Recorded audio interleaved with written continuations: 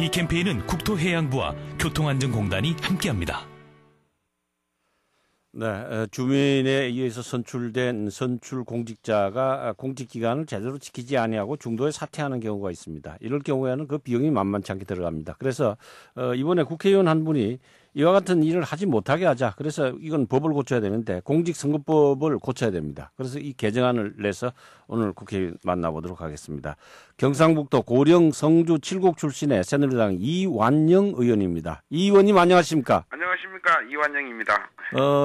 성함이 아주 좀 생소합니다. 국회의원 초선이시죠? 그렇습니다. 고령 성주 칠곡에는 그동안에 상당히 그 중진의 의원이 계속 했었는데 네. 이번에 이제 이완영 의원이 이제 초선으로 이제 하셨습니다. 잘 모르시는 분을 위해서 우선 본인 소개 좀 해주십시오. 예, 저는 그 행정부, 네. 구체적으로 고용노동부에서 예. 약 한 25년 근무하고 바로 직전에 우리 새누리당 노동수석 전문위원을 하면서 공천을 받아서 이번에 당선됐습니다. 그러니까 이제 공직 생활을 쭉 하셨군요. 그렇습니다. 근데 이제 고용노동부에서만 주로 하셨기 때문에 고용노동 전문가다 이렇게 보면 되겠네. 그렇습니다. 예, 새누리당에는 그간의 노동 전문가가 예. 많지 않아서 많이 걱정들 하셨는데 예. 이번에 많은 자부심을 갖고 있습니다. 노동 전문가라고 하면 뭐 노동 현장에 있는 전문가도 있지만 이렇게 이제 행정을 하시는 분 또 전문가도 필요하죠. 그렇습니다. 자, 이완영 의원과 이제 얘기를 하기 앞서 그 이제 그 본격적인 이제 내용에 들어가기 앞서서 고령 성주 칠곡 얘기 좀 하죠. 지금 고령 성주 칠곡 어떻습니까? 지금 현안은 뭐 특별한 게 있습니까? 저희 지역은 이제 도농복합 지역하고 예. 농촌 지역 이렇게 저는 이제 두 가지로 나눌 수 있습니다. 예. 지금 큰 현안보다는 우리 항상 이제 특산물을 많이 재배를 합니다. 요즘 그 성주 참외 한참 그렇습니다. 많이 팔릴 텐데요. 예, 전국의 75%를 커버하고 있고요. 예. 성주 참외가. 올해 잘 됐습니까? 작황이 좋습니까? 원래 괜찮다고 들었습니다. 예. 그리고 고령 같은 경우도 이제 수박이나 멜론 네, 이런 네. 것들을 많이 재배하고 있고 그래서 좀 영농소득을 많이 높이는데 좀 저도 도움이 됐으면 합니다. 예. 이 고령 성주 칠곡 다 이 공이 낙동강변을 끼고 있죠. 맞습니다. 낙동강을 참 그 젖줄같이 끼고 있는 아주 그 수려한 고장입니다.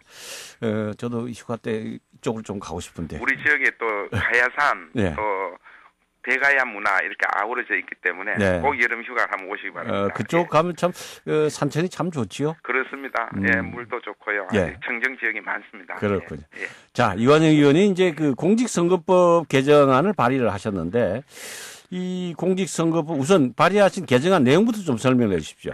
예, 제가 우선 발의 배경을 말씀드리면 제가 선거 과정에서 예. 우리 국민들이 많이 요청한 사안 중에 하나다. 이런 불합리한 점들을 그냥 놔둬서 되겠느냐 하는 요청이 첫 번째입니다. 네. 그 내용을 보면은 지금 지방의회 그리고 자치단체장 또 그리고 우리 국회의원 이런 선출직들이 제가 숫자로 보면 한 4천여 명 가까이 됩니다. 전국에. 네네. 이런 분들이 4년의 임기를 성실하게 그리고 충실하게 이행할 의무를 저는 갖는다고 보거든요. 예. 그걸 전제로 해서 국민들이 선출해 준 겁니다. 예.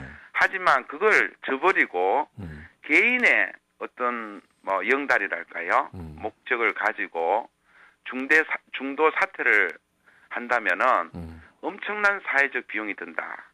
첫 번째로는 우선 재보궐선거가 발생하지 않겠습니까? 네. 거기에 따른 공식적인 그 우리 선거 비용이 들어가고요. 그리고 이런 그 행정 공백 그리고 또 보궐선거에 따른 우리 유권자들의 또 사회적 손실 이런 것을 모두 합치면 엄청난 우리가 손실을 보고 있다. 그래서 이걸 좀 더 이상 방치할 수는 없다라는 측면에서 제가 이번에 대표 발의했습니다. 그렇군요. 자, 그러면은 이분들이 이제 만약에 중도에 사퇴를 하게 되면 재보선을 하지 않습니까? 그렇습니다. 재보선으로 낭비되는 이 세금은 어느 정도나 됩니까? 예, 제가 한번 조사를 해봤는데요. 예.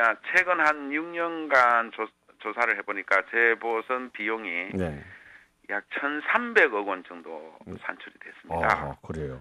이게 저희들이 우리 요즘 많이 우리 보육 비용 가지고 많이 문제 삼고 있지 않습니까? 예. 이게 보육 비용 우리 1인당 한 26만 원 정도 보면 50만 명을 지원할 수 있는 금액이라는 것은 네. 저희들 어느 만큼이 큰 금액인지 네. 예. 근데 이 아무리 좋은 취지의 법안이고 뜻이라 하더라도 네. 또 그 시기가 중요한 타이밍이 또 중요한데요. 예. 마치 그 김두관 경남지사가 대권 출마를 선언하면서 중도의 사퇴를 하게 됐습니다. 예. 자, 이 야당을 또 견제하기 위해서 하는 것 아니냐, 뭐 이런 시각도 있습니다. 어떤가요? 예. 뭐 일부 그런 시각도 있으나 저는 공인이지 않습니까? 네. 뭐 개인 한 사람을 두고 이렇게 대표 발의할 수는 없고요. 네. 제가 여기에 해당되는 사람은 제가 한 4천여 명 가까이 된다 그랬지 않습니까? 예. 이게 모두 공정하게 적용되는 거고 네. 뭐 지금 야당만 아니죠. 우리 김문수 지사님 같은 경우도 네. 지금 그런 게 논란이 되고 있지 않습니까? 예. 예, 그렇게 확대 해석하는 것은 저는 잘못됐다고. 아마 봅니다. 김문수 지사는 사퇴 안 하실 것 같은데. 그러니까요. 저는 오히려 네. 그런 측면에서는 네. 더 김문수 지사님 경우가 사퇴를 하지 아니하고 네. 대통령 후보로 활동한다는 것이 저는 더 이 경기도민에 대한 예의를 갖추고 맞다고 저는 봅니다. 그러면 또, 예. 또, 아주 속된 말로 또 양다리 걸치기 하는 것 아니냐, 또 이런. 그거는 변론으로 봐주셔야 되고요. 예. 그, 도지사의 경우는 정말 큰 비용이 발생됩니다. 네. 제가 200억에서 300억 정도 선거 비용 발생하거든요. 예. 엄청난 돈이고요. 특히 지자체의 경우는 재정이 열악한 지방 재정으로 이 선거 비용을 충당합니다. 예. 그 시장 군수 같으면 기초자치단체 부담이거든요. 예. 이런 걸 어떻게 우리가 5억, 10억도 큰 돈입니다. 지방자치단체는. 근데 이 문제가 예. 지금 나온 게 아니고 18대 국회에서도 이와 유사한 취지의 그 개정안도 있었고 논의가 있었거든요. 근데 당시에도 이게 폐기가 됐어요. 어떤가요? 이번에는 좀 될 것 같습니까? 18대 때는요. 네. 제가 알기로는 발의는 조금 작업이 내용이 다르고요. 네. 그때는 그 국회의원 그런 선출직들이 이제 선거 비용을 보전받지 않습니까? 네네. 그것을 다시 반환하는 내용의 발의가 됐는데 네. 제대로 진행을 못한 걸로 알고 있습니다. 예. 그래서 저는 이번 19대는 지금 여야 의원들이 그런 쇄신 노력 의지가 굉장히 크지 않습니까? 네네.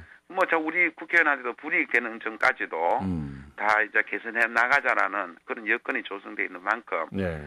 저는 잘 진행이 되리라고 봅니다. 네.